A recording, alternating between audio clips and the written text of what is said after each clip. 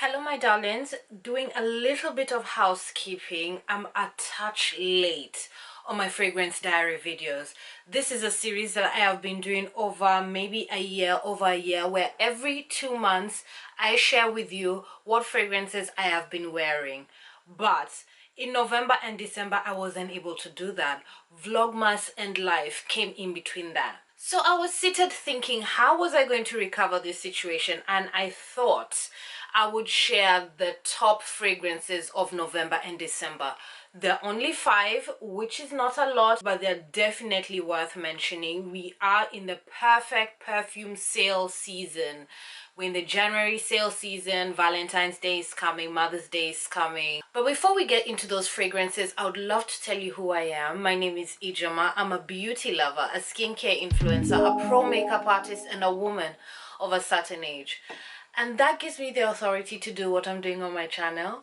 I did wear quite a lot in November and December, but these 5 are the ones that really stood out to me. They are definitely add to cart. Definitely, if you trust my opinion, if you like my taste in fragrance, these are all absolutely divine. They're also perfect for the cold weather. If you're like me and you live in an ice box, aka Britain, having a part of your collection that solidly functions extremely well in the winter is important. And I feel like the 5 fragrances I'm going to mention are definitely gorgeous winter scents. Let's get into it. Now let's start with 2 fragrances that are from the same house, the house of Theodoros Kalotinis. Let's start with Royal Orchid. Let me get a paper spray. Now, Royal Orchid is very modern, feminine, bright, lasts beautifully on the skin. I really liked this. It is, as I said, modern, feminine, sweet, not too over sweet. It can work for so many situations, from a bedtime scent to a work scent to I'm just chilling at home scent to I'm going shopping scent to a date night scent. It just screams femininity. The notes in this are oud, patchouli, cranberry, and Royal Orchid. And it's just a really easy fragrance to wear. It's really pretty. It works. It made me so happy to wear it. I felt feminine, I felt comfortable, I felt clean, pretty. Is it quintessentially IJ? No. Would I buy a backup bottle? No. But I plan to enjoy every drop of this bottle. Really pretty thing. I definitely see very many people loving this and falling in love with this. It just works. Modern, feminine, classic, signature scent worthy as well. Yeah, Royal Orchid, add to cart. Now this is 1989. Out of the 2, this is the one that I love because this is quintessentially IJ. This is a wet, mossy, heavy, serious, sensual green fragrance. It is very patchouli dominant, so you have to like patchouli to rock with this. I absolutely love this, and I think the winter is what makes it really shine. It reminds you that it's cold and that it's okay that it's cold. That's a part of nature, that's a part of life, and it just adds this sensuality to the cold. That is the best way I can describe it. But this brings me utter joy when I wear it. Oh, the patchouli really grounds the fragrance. It grounds me. Patchouli just says, I am of the earth. That's what patchouli says to me. Now there is patchouli, benzoin, plum, and pink pepper in this fragrance. The plum does make it a touch sweet. The benzoin does make it a little bit sweet. I don't get much of the pink pepper. The patchouli, you cannot deny it. If you don't like patchouli, stay away from this. But if you like patchouli, this 1989 smells expensive. It smells almost over the top. There are times I've worn this and I've felt that I was underdressed, and there's nothing wrong with that. Office appropriate. Some people could make this a signature scent if they like heavy scents. Date night, a little bit controversial. You have to be a very confident woman. I would wear this on a date night because the plum and the benzoin does begin to shine in the dry down. Beautiful fragrance. Definitely, definitely, quintessentially IJ. I would buy a backup bottle of this. Theodoros Kalotinis always has generous sales over the year, so definitely check him out, sign up to his emailing list, and get some amazing fragrances at a great price. 1989. I love, love.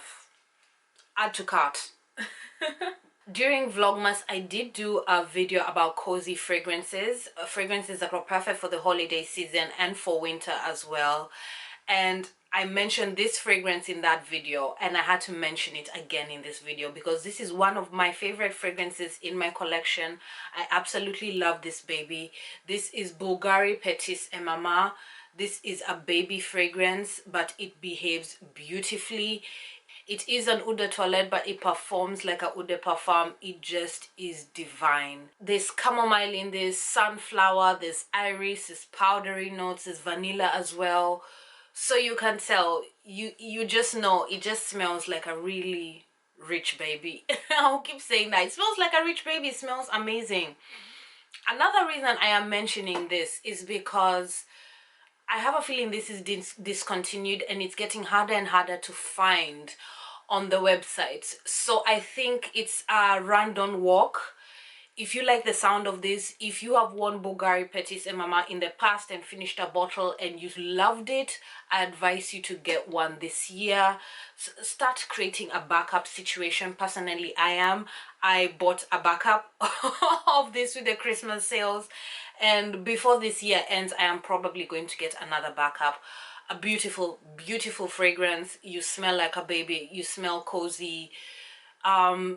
Can you wear this fragrance everywhere? No, I don't think so, but it can work for very many situations. Girly night in, girly night out. The spring weather will be divine to wear this. This is also going to be beautiful to bed. I love wearing this to bed. I love wearing this in the house. It is perfect for the zombie apocalypse. If you are self-isolating, if you're in a lockdown, this brought me so much joy in our first lockdown. Yeah, Bvlgari Petits et Mama is worth the trouble. It is worth looking for. It is a very beautiful fragrance. Add to cart. Another fragrance that I mentioned in my cozy fragrance video, which I will make sure to link down below, this is Jeanne En Provonce Cedrat. This was one of the first fragrances that I talked about in my first fragrance diary episode. I think so. I really think so. I am going to confirm on the screen and link that video down in the description box because there has been a lot of growth around here. Anyway, I love this fragrance, and when I bought it all those months ago, I wore it in the summer and it was a little bit too much, but this in the winter, the joy it has brought me. It smells like a creamy, tart, lemony sweet. I mean, now it does not smell juvenile. Now that I've described this fragrance like a sweet, it does not smell juvenile. What I love about this is that it doesn't smell like a fragrance. It smells like you have used amazing body care that makes you smell like a lemony, fresh, tart, sweet. It works. I love this fragrance. I absolutely love this fragrance, and for the price it is almost free. It's about £10. As you can see, I emptied it during Christmas time. As I said, I was wearing my cozy scents during December, and I do have a backup bottle, and I see myself buying another one by the end of the year. That is how much joy this brings me. It has lemon, grapefruit, bitter orange, blood orange, lots of citruses in this. There's elemi as well, there's musk as well. It just works. It's a pretty little thing. It's not complex, but it just smells divine on the skin. You smell like you love yourself and you spend a lot of money on your body care. That is Jeanne En Provonce Cedrat. Add to cart. Last but not least was the utter surprise of November and December. This is Asian Provocateur Maîtresse. This is the EDT. I have the EDP, which I talked about in my cozy fragrance video, but I have the EDT, and they are both different enough to talk about. This is beautiful. How many times have I said beautiful in this video? Many times, because they're all good. They're all good. This brought me so much joy. It is sparkling, it is tart, it is sweet, it's bright, it's musky. I didn't see that coming. I really didn't think this fragrance would behave like the way it did.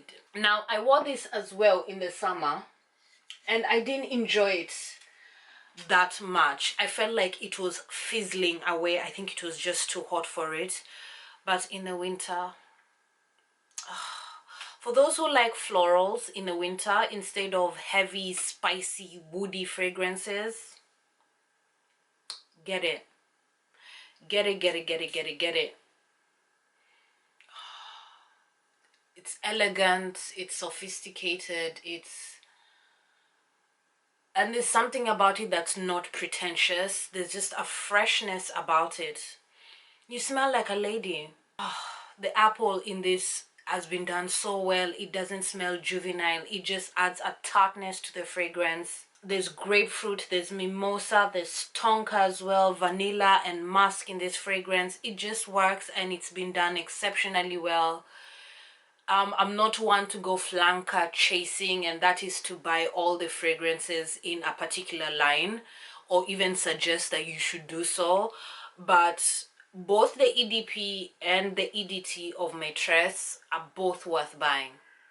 This one for spring, winter, and the EDP for all year round, because that's a different baby altogether. But yeah, I love this. Find it, wear it, enjoy it, and let me know. Add to cart. So good. And that's that. Those are the 5 fragrances that really stood out to me at the end of 2021. Just divine, all worthy of being add to cart. They fit different situations. I have backups for at least 2 of them, and I see myself getting backups for at least another 2 of them. I hope this video brings you value so that you can do a little bit of happy shopping. Thank you so much for being here. My name is Ijeoma, and I'll see you soon.